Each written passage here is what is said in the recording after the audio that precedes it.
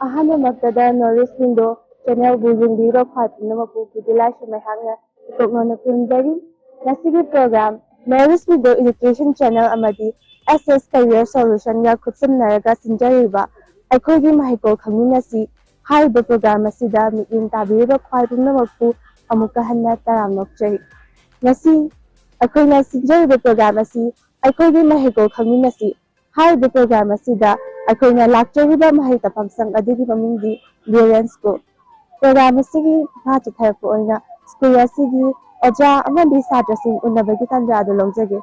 Sir, Nasi, Sargo Unabagi Kudong Taba, Mapizabase, Asigi the Magda, Norris Window Channel Amadi SS Career Solution, Sarbu, Hagapu Doctari. Thank you. Ado, sir, give brief introduction na makatang tabulo, sir. Eikhoigee Maheikol Khangminashi winning Sumam Swanamani ko height Swanamani sing. Eikhoigee Uripok, Lefam Hajaragadi Uripok, Kudom Lekai Begi Farm. Eikhoigee Aduga Eikhoigee Kanatok Jarapasi, Laiki Matang the Hajaragadi. Eikhoigee MSc LLB Farm, Aduga BF, the minor user, Anato, Hajakatong Sequa introduction. Sir, Aduga, sir, teaching experience, Kamaina. So, sir, Punsida,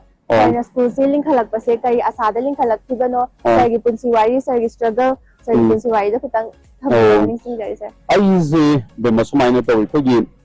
Eikhoigee Handa, the Ibodan Sana Higher Secondary School, the Pom. School J was our Department of Chemistry, the chemistry was our in the Matam Sang, Jeremy. Eikhoigee, Matam Dam, Sing Shibazahan, Madam. Atang lagi dalam behat si Eikhoigee Nagamapal dagi Madam Nema magi MAKHA de ko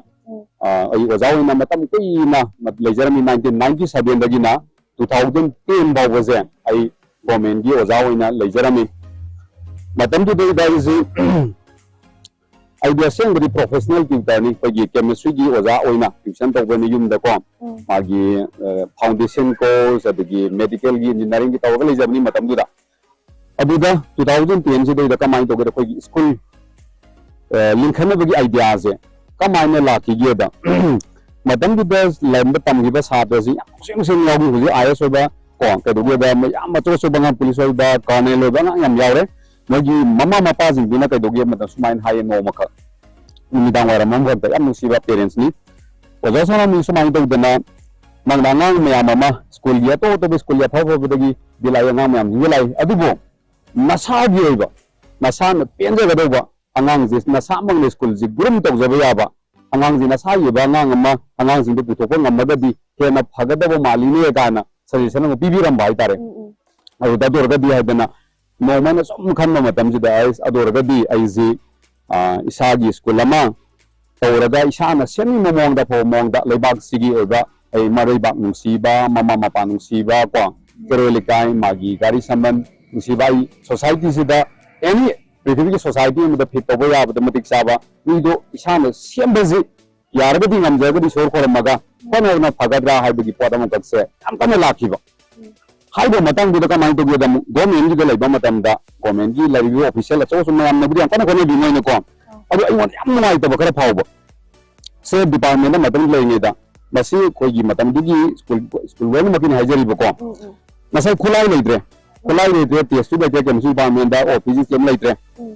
abise ko na principal da hire ni principal na mak mari hire authority da hire ni adu kulai je yam ngai ta wamna darga le do kulai ngang sing do adu na hawre matung sahi ani hum le kan du da kulai ji yo gumba Eikhoigee kuran mai tu mai ring ba ga da adu ri type na ko yam pense da ba thok pai tare ko adu masi de si government gi thadok sar ge da du di an har ga government gi thadoga sumai to kan school je Linkachakibane Kantora. Right. Other sir, Nasi school selling Kalakada, Sir Moto, say Kai Haina Kalaga, Nikalaki, sir. School Eikhoigee school gi motto Hargadi, Aina, Consum Kanjaba Halaman, Tanaza the Com. Eikhoigee school gi motto is excellence in education. Education is a pretty Punamakanga Magi definition like Data. Education of education Zida. Excel to school jina ko Eikhoigee school jina lariba society gi mateng laibu exam parent ma mateng yauraga best level do naraga Eikhoigee excel to any field education of field dane excel to do ba adugumba satra puthokpa haibaje Eikhoigee school gi motto ne 100 na mind samjai ko Sir, hoigi school se class 11 12 khatamak leibra atopa kari standard leige sir. Eikhoigee school je bim sumaina tobne eikhoigee handagi saliba session 2020-23 je sidagi kama eikhoiji pre nursery dagi na class 10 baw je koin hapsile kaigino da laiba NEP sigi matungina saigi lowers junior section je yaugdragadi school lamo oibagi pot se machan je surroi dabagi fem amak lakwadagi koina kaidogem don hauzik si eikhoigi school brilliance school ji pre nursery dagi na class 12 faw leibe school lamo dman ko ere bim hauzik se ko Sir na sige school se linkhalakpada gi sir gi achievements kai phangrage. MAKHA school Z 2000 sa haji buduni 2009 de establish tawre ko 2010 de recognition phange ado haji phawi lai journey si da ko MAKHA smana MAKHA second position class pe second position si anirat akoina puthopang amjagre I would do MAKHA brilliance school ji council of higher secondary da affiliate of CBSE na tihajariba aduna ka dogia dang sagi council gi higher secondary exam ji da koina 2015 da ko 16 da 18 da smai to din to da position ji second position ani puthok chagre adigi third fourth harama ko adumai na kana tong togre aduga to bada ko gi masina ta badana ko gi 2018 eram gani na khanje kan bada ko 2018 all manipur ge ba NEET की medical की entrance exam से देदा तो ये नीति मसा मन all manipur की first study नीति मसा दो आई सुमिंजिंग जबदा बिनीता मोरंग थेम हाइबो निफोक जमा मोरंग थेम हाइबो अमा ओही नीति मसा दो को अमोल होगी manipur की first study माउजिक से medical तंबा लेरम मद्रा तम गिरे मुदु मदे कनो तो जबरे को अदो माइनो तो gi को अदो तंगान तो अनबला लाइन बला जीबा engineering to giba amod med doctor tang to to line ta ki dum yawi ko to line fa fa ko de ko Sir na sir gi hona jaman duna sir na satra mayam qualify oiba satra mayam ama puthokpa ngamjari ne adiga digi tamakta congratulations sir. Thank you Sir na sige school siga atopa school da phangdaba facilities kai facilities laige masi ko ya de facility have sida ko school ji manipur da laibiri ba school tawri ba mayam jing se laibiri ba ja jing je lo na haiba sagi mai magi tongan da pito ko ana kona da school gi founders exam yang kan lo ni kona diri ngal tani ko na mayam da gi to de matam da se ko hello le ka haiba ka shu ko na laite jari ba kai de ko ni school ji ta jari ji se ni ai bu angang ori ne da ko ko police station da ka guru ne ma ta ki rakpa aduga mapan atopa manipur gi mapan da sorry tengmai da mayam ko ni yang jaraga ko na uji ko na mayam ka tonga le na manipur gi context da ni ko na khanjai ji angang jing je ko na overall development je tawna bona lari khakta na ko lari khakta na gi angang je like tamul wara kanda angang ji any society with the people madam da na sa mawang jaji gi budo mari bang nungsiba mama mapa nungsiba masumanaw nungsiba khoni ningba phawba ko aduga ai any jama pham thadu madam da ai ni mo hingda ya de ni ai bana mi mo ni aphabu pai sinaraga mi mo hingda ya de ai society sida mayam mi kai kono mi mo de ya de ko ai po mi suma mi je any field da ramiti wala wajera karbara wala wajera oja wajera engineer wajera doctor wajera suma mi che puthopa ngam na bi da mo tai khoina ne best level da ko ni school dina ko ni hajeriba masida pitan kuda macha ama ko na kanu to jaraga di ai ko ji to jelo na dambe ko na school ji to ngan ba club fight na ko am ko na kanu to jai asa to best school du sun lai ko man ko da su kaya di udia masi lai best school ya bu ngani hajeriba se ko ni eco club ka bu gumba sports club adagi literary club ka gumba kumba je ko na kanu to jai ado masi club si se mag mu oza in charge hapa ado masai gi debate si magi club tongan o literary club hajera je ko samje laga sidi de literary pamjaba sharing ibe pamjaba waring ibe pamjaba sports ki arga na adu sports to talent lai bam music do kadna mare na maru kano o adu mai ta dana adu ma ton the club se magana ngang ko don da grooming ta na bona jaba adagi adom machine ta bada lai lom don tongan ba adu mai na adu ko mong mana bada lai lom dana kamai ta ura da phagada ji habi mong da tongan angang jing jigi tongan ba mayamdagi unique odo pot khare koin putok na bane odong ba ani asai sai gi de last ki goal do phangna na bagi dam ta koina one haijari bu ko duga sir question ni ba khata ko ina ko school jiga counseling session jiga kaya haidi maru oige asige khamjari counseling ji ai ko gi oja moina haijo haraga bi ko school lamna da counseling haibase ai gi mota da ni yam thadin ai maru oina lojai kai no hai matam da oja ai koina lai school gi maram da koina khangdabo kana gumba counselor amanadi kana mu manadi yam thagane khamba si yang ji somda sanaboram da hena sanani somda na scientist obuduna sanani da film lom da sanani sidana si sanani habise ai koina di khangda ngam jadra bai da ko ne di best level hone jai ai ko ji line di na lu da bani na aduna ka mo ni di khammi bani na kana gum ai ba counseling habise da lisang se da pui na ta yo experience lai dira ba on to training ka sapi ba counseling phajana hai dira ba ja sing na lakti ra ba school ji da na ta school ji na ta mo ko ngam da di adum jai ju ba thamaga aduma na ko na kana ta dira ga di angang jing ji ta do da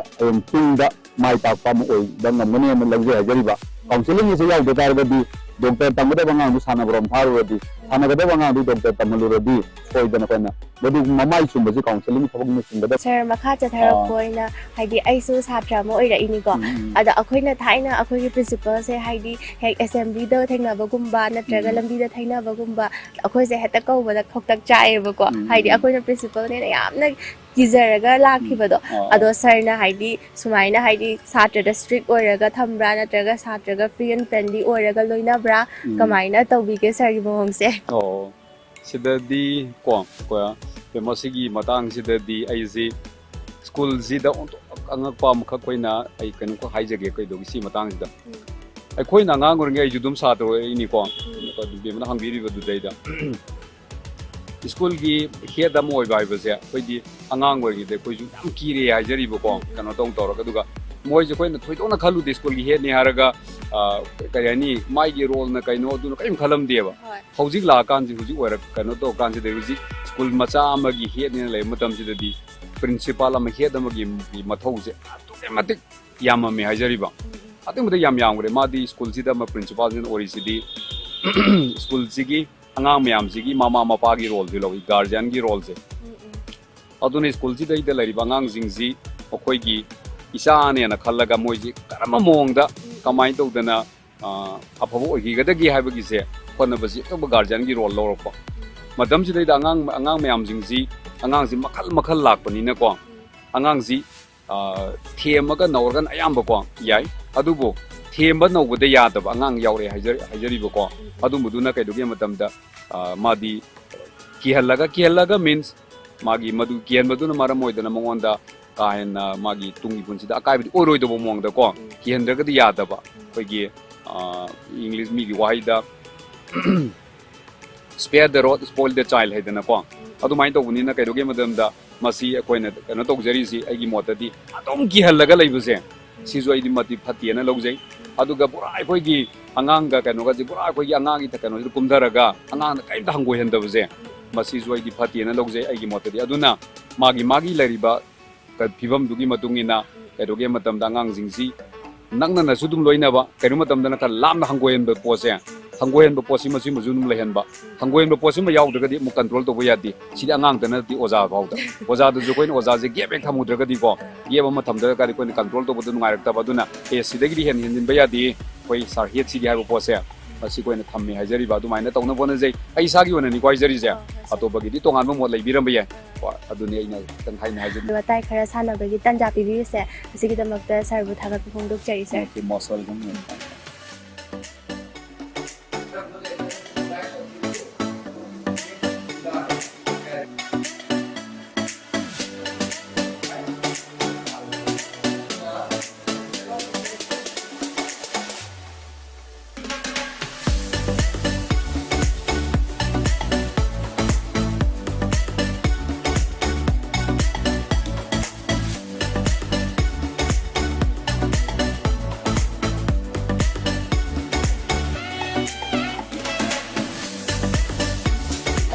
ma'am ki brief introduction am to tawbi hoga ꯑꯩꯒꯤ ꯃꯤꯡ doctor Moirangthem ꯐꯥꯖꯃꯟꯕꯤ ꯑꯩ department of ꯕꯥꯏꯑꯣꯂꯣꯖꯤꯗ lecturer ꯑꯣꯏꯅ brilliant ꯁ꯭ꯀꯨꯜꯗ ꯂꯩꯖꯕꯅꯤ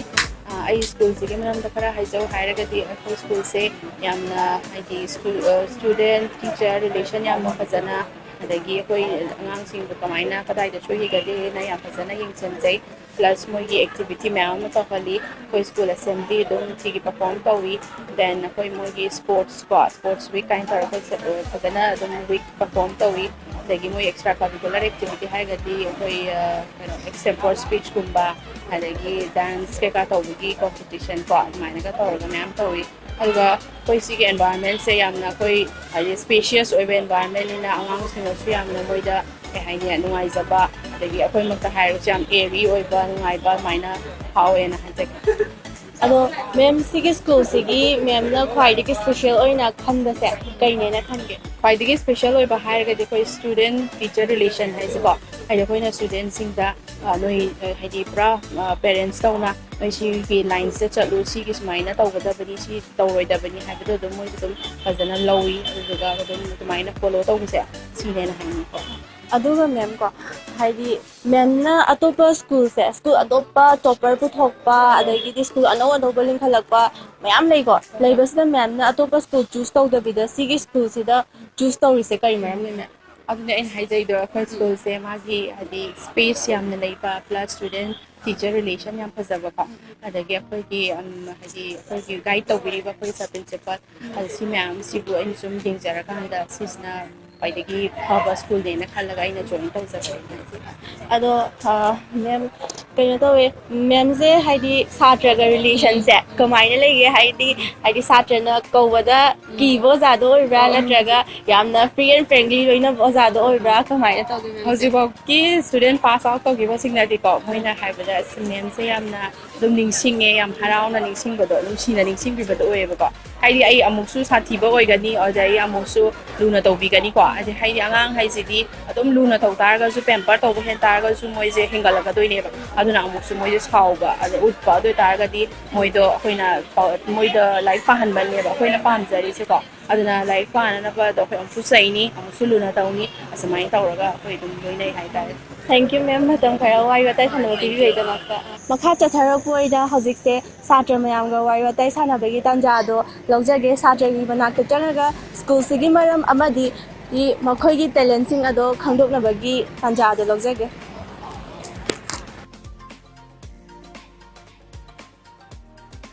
ꯀꯣꯏꯁꯟ ꯍꯪꯒꯦꯀꯣ ꯃꯤꯡ ꯂꯩꯐꯝ ꯍꯥꯏꯔꯛꯑꯣ ꯑꯩ ꯃꯤꯡ ꯑꯦꯝꯁꯟ ꯀꯧꯋꯦ ꯑꯗꯨꯒ ꯂꯩꯐꯝꯅ ꯂꯝꯖꯥꯎꯗꯩ ꯍꯧꯖꯤꯛꯁꯦ ꯀ꯭ꯂꯥꯁ ꯀꯌꯥꯅꯣ ꯀ꯭ꯂꯥꯁ 12 ꯁꯦꯛꯁꯟ B ꯍꯟꯗꯛ ꯊꯥꯗꯣꯏꯔꯥ ꯍꯟꯗꯛ ꯊꯥꯗꯣꯏꯅꯤ ꯑꯗꯣ ꯅꯪ ꯍꯥꯏꯗꯤ ꯁꯤꯒꯤ ꯁ꯭ꯀꯨꯜꯁꯦ ꯇꯝꯕꯁꯤꯗ ꯀꯩꯀꯩ ꯅꯃꯥꯟꯅꯕ ꯑꯅꯧꯕ ꯊꯦꯡꯅꯕ ꯑꯅꯧꯕ ꯄꯨꯜꯂꯛꯄ ꯅꯪꯒꯤ ꯅꯨꯡꯉꯥꯏꯕꯗꯣ ꯈꯔ ꯍꯥꯏꯌꯨꯅꯦ ꯏꯃꯥꯟꯅꯕ ꯑꯅꯧꯕ ꯃꯌꯥꯝ ꯊꯦꯡꯅꯩꯌꯦ ꯑꯩꯈꯣꯏ ꯍꯥꯟꯅ ꯁ꯭ꯀꯨꯜ ꯄꯨꯜꯂꯛꯄꯁꯨ ꯑꯗꯨꯝ ꯊꯦꯡꯅꯩ ꯍꯥꯏꯇꯥꯔꯦ ꯑꯗꯨꯒ ꯑꯩꯈꯣꯏꯒꯤ ꯁꯤꯗ ꯇꯝꯕꯗꯒꯤ ꯀꯥꯟꯅꯕ ꯍꯥꯏꯔꯒꯗꯤ ꯑꯣꯖꯥꯁꯤꯡꯅ ꯗꯤꯁꯤꯄ꯭ꯂꯤꯟꯒꯨꯝꯕ ꯀꯩꯒꯨꯝꯕ ꯃꯌꯥꯝ ꯇꯥꯛꯄꯤꯕ ꯑꯗꯒꯤ ꯑꯅꯧꯕ ꯑꯩꯈꯣꯏꯒꯤ ꯏꯃꯥꯟꯅꯕ ꯍꯥꯏꯗꯤ ꯄꯨꯜꯂꯛꯄꯒꯤ ꯑꯩꯈꯣꯏꯅ ꯈꯪꯉꯝꯗꯕ ꯃꯌꯥꯝ ꯑꯃ ꯈꯪꯃꯤꯟꯅꯕꯒꯤ ꯇꯥꯟꯖꯥ ꯑꯃ ꯐꯪꯉꯦ ꯍꯥꯏꯇꯥꯔꯦ ꯁꯤꯗ ꯇꯝꯕꯗꯒꯤ ꯑꯗꯣ ꯅꯪꯒꯤ ꯍꯣꯕꯤꯁꯦ ꯀꯩꯀꯩ ꯑꯣꯏꯒꯦ ꯑꯩ ꯍꯣꯕꯤꯁꯦ ꯁꯥꯟꯅꯕ ꯐꯨꯠꯕꯣꯜ ꯁꯥꯟꯅꯕꯒꯨꯝꯕ ꯕꯣꯛꯁꯤꯡ ꯁꯥꯟꯅꯕꯒꯨꯝꯕ ꯑꯗꯩ ꯂꯝꯖꯦꯜ ꯆꯦꯟꯕ ꯑꯗꯨꯗꯨꯒ ꯇꯥꯏꯝ ꯄꯥꯁ ꯀꯩꯅꯣ ꯑꯣꯏꯅ ꯇꯧꯕ ꯍꯥꯏ ꯑꯉꯥꯡ ꯁꯨꯝ ꯂꯛꯅꯕ ꯈꯣꯠꯄ ꯁꯤꯒꯨꯝꯕ ꯑꯗꯨꯝ ꯑꯣꯏ ꯍꯣꯏ ꯑꯗꯨ ꯇꯥꯔꯗꯤ ꯅꯪꯒꯤ ꯍꯥꯏꯗꯤ ꯅꯪꯅ ꯇꯧꯗ꯭ꯔꯤꯕ ꯇꯦꯂꯦꯟ ꯀꯩ ꯂꯩ ꯏꯁꯩ ꯁꯛꯄ ꯍꯩꯕ꯭ꯔꯥ ꯅꯠꯇ꯭ꯔꯒ ꯍꯥꯏꯗꯤ ꯀꯩ ꯂꯩꯒꯦ ꯍꯥꯏꯗꯤ ꯄ꯭ꯔꯣꯒ꯭ꯔꯥꯝ ꯑꯦꯟꯇꯔꯇꯦꯟ ꯇꯧꯕ ꯑꯣꯏꯅ ꯀꯩꯅꯣꯝꯇꯗꯤ ꯇꯧꯁꯦꯕ ꯑꯩ ꯑꯗꯨꯝꯕꯗꯤ ꯀꯌꯥꯝ ꯍꯩꯇꯦ ꯍꯥꯏꯇꯥꯔꯦ ꯏꯁꯩ ꯁꯛꯄꯒꯨꯝꯕ ꯈꯣꯠꯄ ꯑꯗꯨꯝꯕꯗꯤ ꯍꯩꯅꯗꯕ ꯐꯤꯂꯝ ꯆꯣꯡꯕ ꯈꯣꯠꯄ ꯏꯁꯩꯒꯨꯝꯕꯗꯤ ꯑꯗꯨꯝꯕꯗꯤ ꯌꯥꯎꯗ꯭ꯔꯦ ꯑꯣꯀꯦ ꯑꯗꯨꯗꯤ ꯍꯣꯏ wish you all the best for your upcoming exam thanks U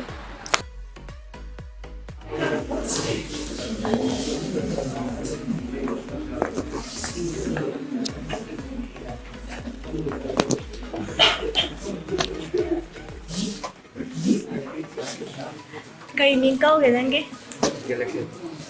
ꯏꯂꯦꯛꯁꯟꯁꯦ ꯍꯧꯖꯤꯛ ꯀ꯭ꯂꯥꯁ ꯀꯌꯥ ꯒꯦꯂꯦꯛꯁꯟꯁꯦ ꯍꯧꯖꯤꯛ ꯀ꯭ꯂꯥꯁ 12 ꯀꯣ ꯑꯗꯣ ꯅꯪꯅ ꯁꯤꯒꯤ ꯁ꯭ꯀꯨꯜꯁꯤꯗꯅꯦ ꯇꯝꯃꯛꯄꯁꯤꯗ ꯑꯇꯣꯞꯄ ꯁ꯭ꯀꯨꯜ ꯑꯐꯥꯎꯕ ꯄꯣꯖꯤꯁꯟ ꯍꯣꯜꯗꯔ ꯁ꯭ꯀꯨꯜ ꯃꯌꯥꯝ ꯂꯩꯔꯤꯗꯅ ꯂꯩꯕꯁꯤꯗ ꯀꯩꯗꯧꯕꯒꯤꯅꯣ ꯅꯪꯅ ꯁꯤ ꯁ꯭ꯀꯨꯜꯁꯦ ꯆꯨꯁ ꯇꯧꯔꯛꯏꯁꯦ ꯑꯇꯣꯞꯄ ꯁ꯭ꯀꯨꯜꯗ ꯁꯤ ꯁ꯭ꯀꯨꯜꯗ ꯇꯥꯛꯄꯁꯦ ꯑꯇꯣꯞꯄꯒꯤ ꯑꯗꯨꯝ ꯁꯤꯂꯦꯕꯁꯁꯦ ꯀꯣꯚꯔ ꯇꯧꯅꯕꯅ ꯊꯨꯅ ꯇꯥꯛꯑꯦꯕ ꯑꯩꯈꯣꯏ ꯁꯤꯒꯤꯅ ꯑꯗꯨꯝ ꯁꯤꯂꯦꯕꯁꯁꯦ ꯀꯣꯚꯔ ꯑꯞ ꯇꯧꯗ꯭ꯔꯁꯨ ꯇꯥꯛꯏꯕ ꯈꯔꯗꯣ ꯑꯗꯨꯝ ꯐꯖꯅ ꯇꯥꯛꯑꯦꯕ ꯑꯩꯈꯣꯏ ꯁꯤ ꯁ꯭ꯀꯨꯜꯒꯤ ꯑꯣꯖꯥꯈꯩꯗꯤ ꯑꯗꯨꯒꯤꯗꯃꯛꯇ ꯇꯧꯖꯔꯛꯄ ado nangi hobbies nangi aim kai kai lege ai hobby je game sana aim in life ti in life ma chene business ado nangi si school sida haidi kari experience phangage nangi si school tamakwa haidi class 11 degi tama ini dana class 11 ne na hoji fak taw pasida nangna na sada kari kanaba kaya mo gyam na phangage si school taw lei kana lei si school ma thoga wa nga mo pa ngam ai hana ngam da knowledge khangba ngam aduga hojik na haki mamangda SS career solution na haidi hojik mayam takra haidi akoi career se kamaina semni semoi ko aduda nang kari kana ba khanghoge memna ta nang sa ham ai kana ba di ai IDM jo memna kana ga da ba pyam haibira me adum kana ba di memna di pyam ne haibira me IDM aina khanja ba em diga memna haibira me do kana ba pyam memna interest ka talent ga maram haibira interest level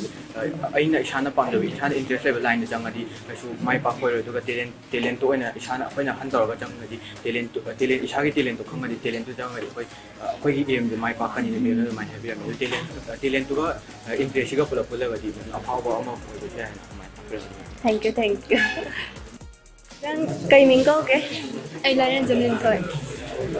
nang hojik class 12 tarin ko man ado nang na sige school sida tamakpada nangonda kari kana ba kari lungai ba hawba sing do hairo oja sing je ta pri je yamna phai akhoi na khangdaba ke lai ba matam da akhoi na oja da di oja da akhoi na hang ba matam da moina ju phajana khumbira ko khotre ba tawe do si school da tam ba je yam nungai na du phai je ne atopa school khan da kai na sige school sa khala lai se nangi friend circle khara akhoi hangar si school sa tam si ka hainer la bra na ta si school sa tam ba di I want the experience haidi mayam degi phangoi la experience khara kai tamni hayaga lakra kai khalaga tamaki ge ai je friend circle gi di hai sida kaya yum da di akhoi sida tam ai je aina khudong ja ba phangda da hai tare ai yum da gi di sigi brilliance school na hina na eba adugi lambi ja thok sin do ba matang khudong ja na ban se ta ba adugi yeah thank you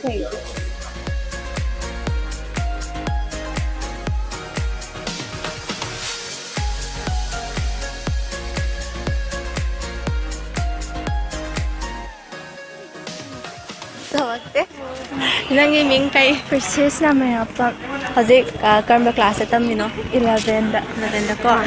ado nang si school sa tambasa kai nungai ba phauge adum nungai haidi anova friends su thegnare ado experience su mayam lere haidi oja singna taraba daki ado hai sage ado nang na pamjaba hobby se kai no ai je isai sakpa pame ado ka chak ba iri cooking gumba se asi pame dei marta isai ta gumba nei cycling su yam ai tai ado nangi aim in life se kai oige na khange ai ni aim in life se ai je civil servant na mo oja pame hoi ado nang isai su hairam na ko isai matin ta ngam isai je yang zu ta ba ni na ko khai ning se na ke isai je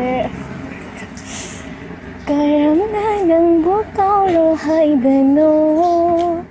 kao ba hai traba thamoi sina karam na nang bu ing no hai ba no yang jara ka pin jaba imit sina so that's enjoying. thank you cool yam phajai isai adum sa ugo thank you kai ming ko ge ai ro Ronaldo ko Ronaldo hojik class kya class ai 11 ko science stream da hojik se break thai ra hojik break tha ing ma da pe sa tho pe wan le khat la nuai ta mai tai nang si school sa tamba se kamai do ge nungai ba phau bra adum nuai ai tai school de korean kena da dum lai bai ko oja ga yam support to bi ko da du nai ko oja ga support do ba to da loi to ko haidi kitang mood se change tau se ba sa ai de ai na question hang ba ma'am se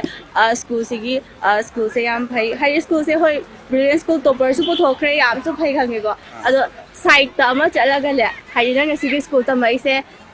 kai gi no na ma ba ma'am na pulap pulaga tam sen ta mai ya kamai do ta mai do ai je you know tau ba school je ai ya no khang de kamai ta bai no ba hai di na ma ba kai hong na ra ga tam sen ta bai ra ai na sum pam jana school je tam ge sang ra khne ado entertainment program ba cha boy na ne isai sakse sai kita ba sa sai sak ai tu ado isai sak ba hai to su nangi talent kai hai di nang hobbies kai lai ge ai hobby je ai sai sak tu ne do bathroom singer oi ba se bathroom singer se nang su oi ai su oi ko ado patem ta go so ngam ba sai patem ta còn chứ gì cái cài vậy sao em cài de kem right no one will judge you kada am de na judge so oi da ki ta ga ni ba gì này chứ ke ba cái gì đấy ba được happy birthday ngai ko adu di agoi ngai ko le bu ko northeast window channel amadi ss career solution na ko ngasi ngi ming do ronald gi ko ma pok lu mit sida ko wish to ko happy birthday ronald thank you adagidi wish ma cha mo na isai sa age ai gi side gi isai ba sa age nangi side gi isai ma sa si ko nangi side ai gi side gi ko happy birthday to you happy birthday to you happy birthday dear Ronald happy birthday to you nangi side gi isai apha ba ame ta matem tangang mo ba say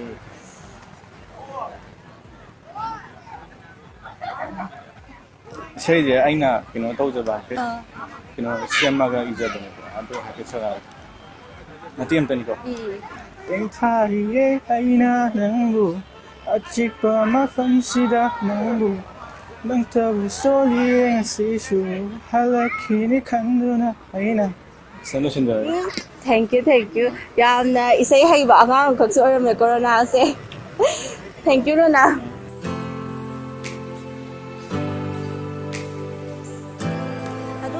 dagi hona ahan ojasing amadi satra ahan ngak do na kheko adu da hojikna angang macha thengnaraga angang macha segi kari moina kai hairake do amu mayam taminarase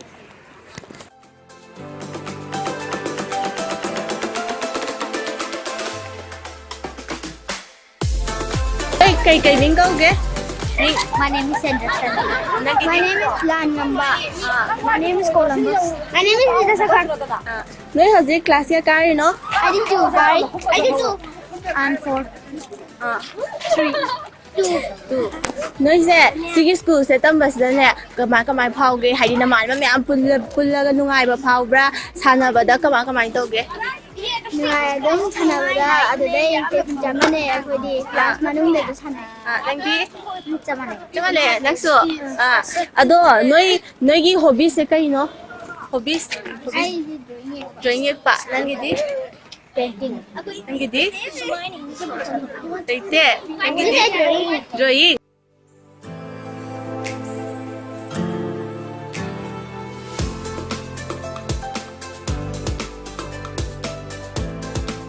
Andiri wari ga tai sana bai tan ja lo je ge Ming Dhyan Chand nangi di Ngamba noi hoje kai standard 10